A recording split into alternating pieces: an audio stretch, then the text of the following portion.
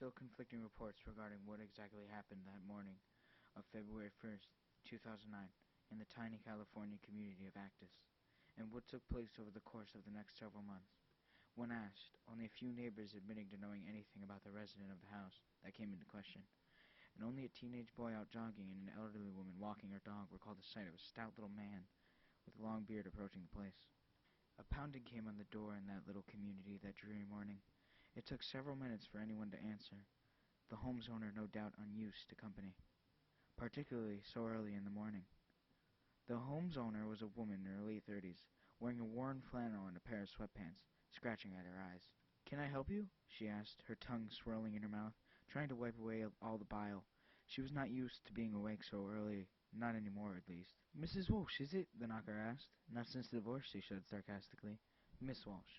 "Ah, yes, Miss Cassandra Walsh. I am here on behalf of—" "Can I get my contacts in?" she interrupted impatiently. "I can't even see you."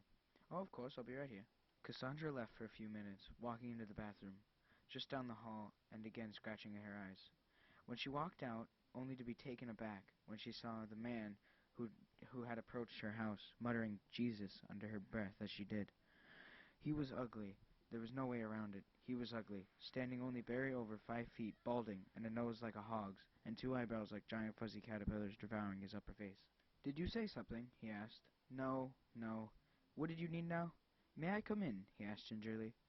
"I don't mean to offend you, sir," she said under her breath, "but I'm a former cop. Excuse me if I have a bit of a problem with strange men approaching houses at weird times of day. Now cut to the chase."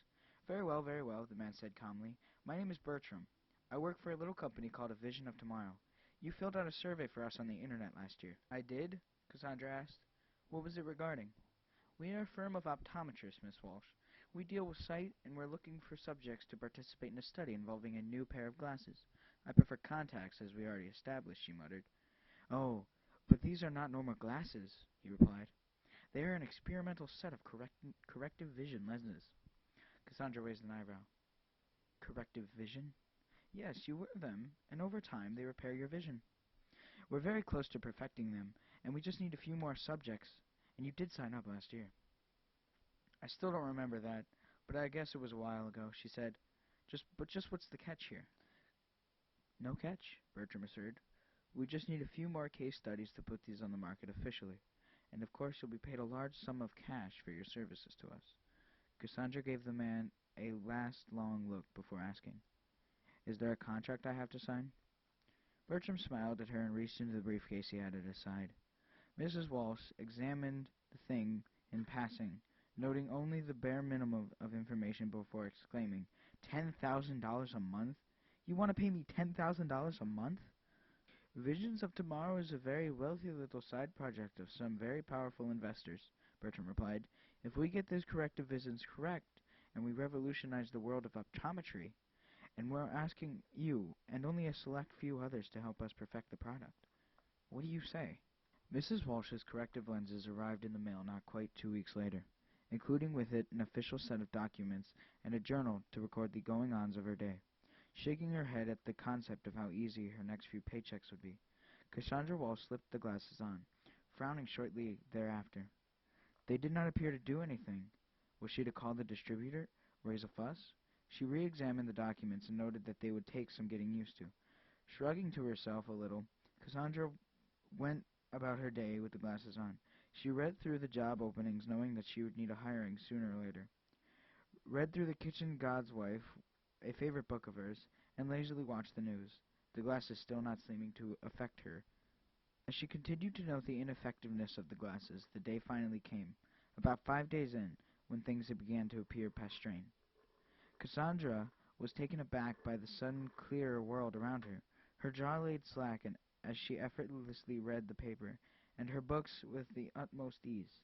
For the first time since leaving the force, Miss Walsh found something enjoyable in her days.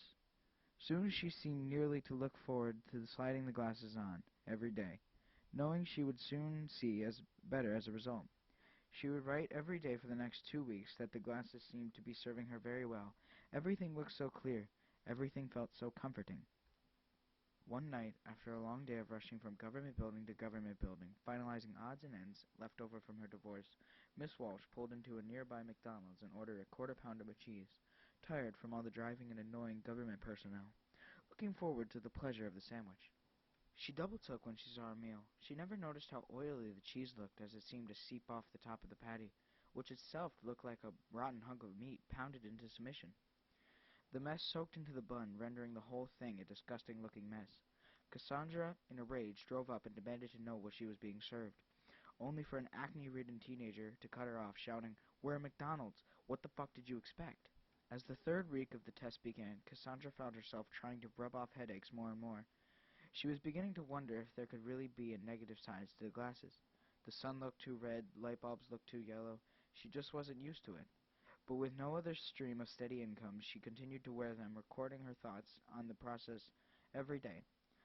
Slowly and steadily, she noted she was indeed seeing a little better before putting the glasses on. Success seemed inevitable, though. What cost would accompany it, she did not know.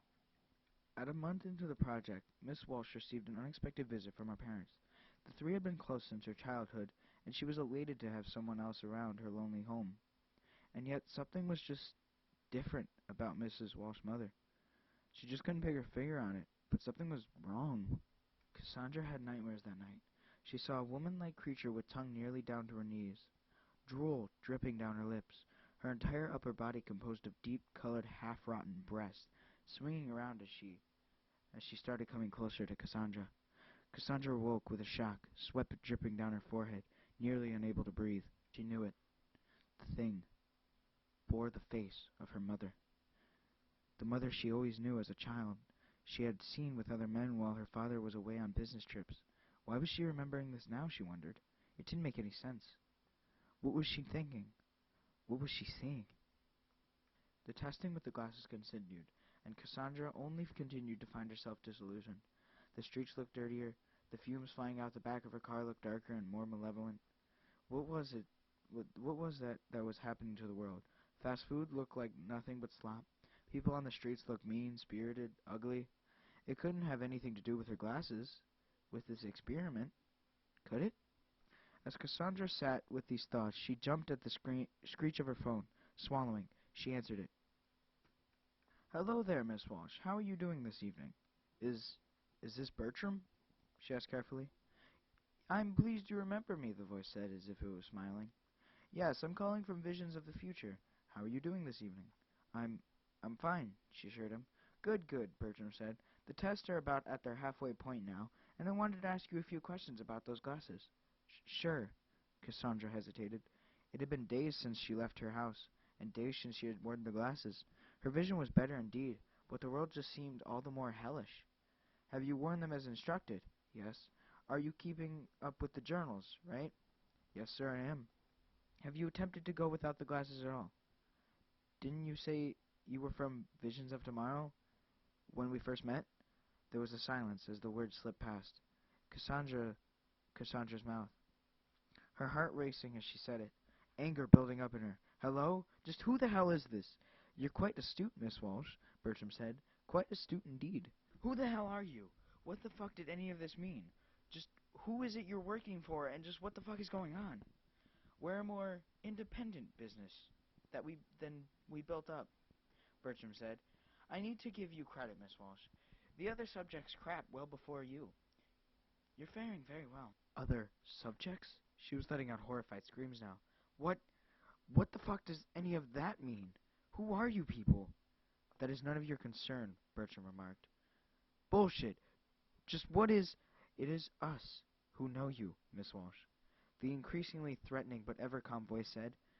"We selected you out of our tests because, well, you're just so well-grounded. Comfortable atheist since high school. Divorced your husband because you didn't want children. You even got kicked off the force because you like to watch criminals writhe. You don't let anyone else's rules apply to you, Miss Walsh. And that's a very logical way to live. And we've been looking for a very logical young woman like yourself." Would you stop talking like that, you fucking piece of shit?" she screamed. "I am not some subject of yours. How do you even know all those things? Who are you people?" "Goodbye, Miss Walsh," Bertram said. "I have much work to do left. I hope all is well with you these days. Have a good night." "Wait," she yelled. "Wait, Please take these glasses back. I don't want them anymore. You're only saying that because they've managed to do their job, Bertram said. Have a good night, Miss Walsh. Click. Day after day, Miss Walsh would remain in her house. She had thrown out the glasses, but was now too terrified of what Bertram had said.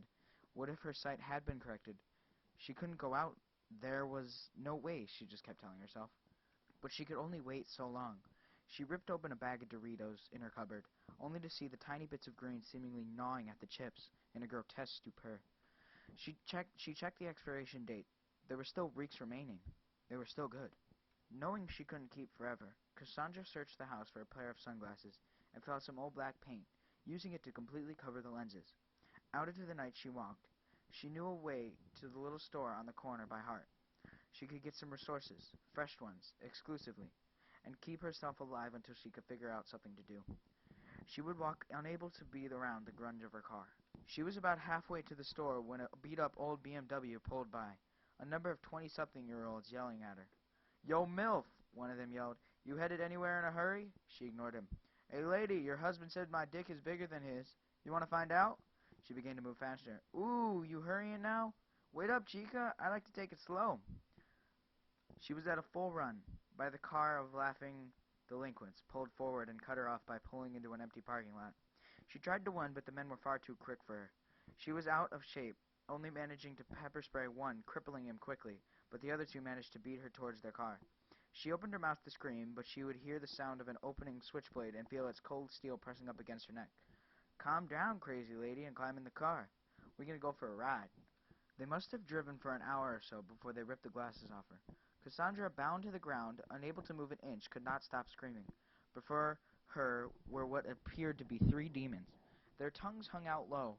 They all seemed to have hundreds of eyes covering their burning red bodies, and all looking down at her. Their nails and teeth were razor sharp, and between all of their legs was another face, a roarful expression across its lips, and its tongue licked the tears off her face. "Relax there, baby," one of the beasts says. "We're gonna be gentle, real gentle, all over, all at once." There are still conflicting reports regarding what exactly happened that morning of April 2009 in the tiny Californian community of Actus. When asked, only a few neighbors admitted to knowing anything about the resident of the house that came into question, and only the paperboy recalled the sight of a stout little man with a long beard approaching the place, surrounded by police and medical personnel. There are still conflicting reports regarding what exactly happened that morning of April 2009 in the tiny Californian community of Actus. When asked, only a few neighbors admitting to knowing anything about the resident of the house that came into question, and only the paperboy recalled the sight of a stout little man with a long beard approaching the place, surrounded by police and medical personnel. Past various people arguing and sobbing, he walked, no one seeming to give him any mind at all, as if he were not even there. He slipped past all the yellow tape and made his way into the house, collecting a pair of spectacles out of the trash can and sliding them on his face, as he examined the place. There was a trail of dirt left by police and concerned relatives that led all around the house, but this man instinctively knew where to go.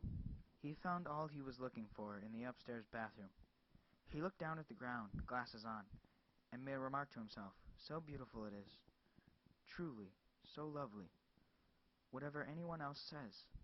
There are no words for just what he saw with those glasses on. It was a sight simply of too much awe and wonder.